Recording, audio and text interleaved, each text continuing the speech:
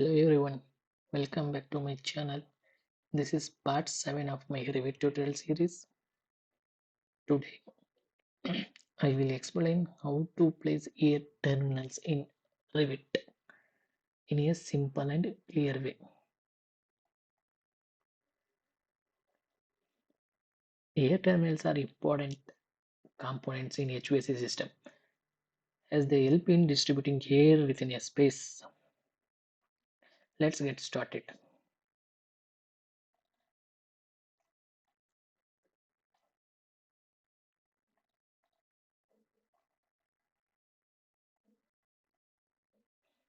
An air terminal is a device used to supply or return air in an HVAC system.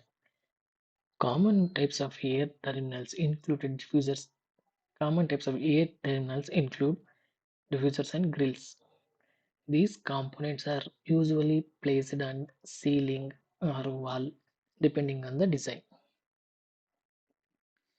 In Revit, air terminals are available as families and can be placed in the model as required.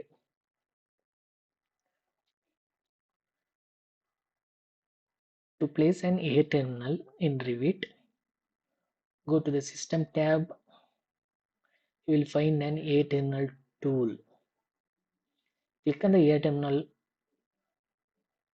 option to activate the placement tool. Before placing the air terminal, ensure that the correct family is loaded into the project. If not, you can load the required family from the library. After selecting the air terminal tool, go to the properties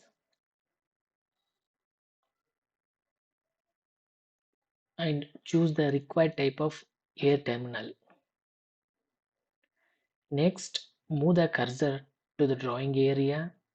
If you placing ceiling mounted diffusers, switch to the reflected ceiling plan view.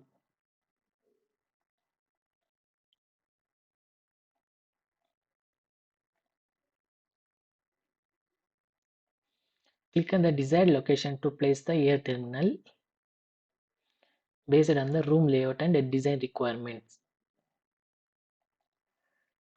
After placing, you can adjust the position using the move tool and align it properly with grids or reference elements. You can also modify parameters such as airflow, sizes, pressure drop, and elevation in the properties panel. While placing air terminal, it is important to consider proper spacing between air terminals.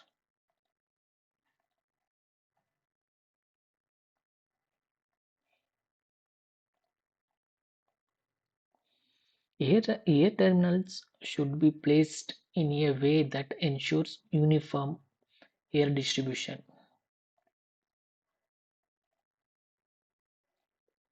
Coordination with other services such as lighting and sprinklers is also very important. It is recommended to check placement in both plan and 3D views to avoid clashes.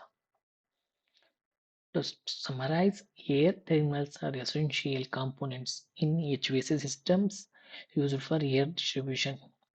In this video, we learned how to place air terminals and adjust their properties in Revit. Thank you for watching. This is part 7 of my Revit tutorial series. In the next video, I will explain more practical MEP concepts in Revit. Please subscribe to my channel for more tutorials. Thank you.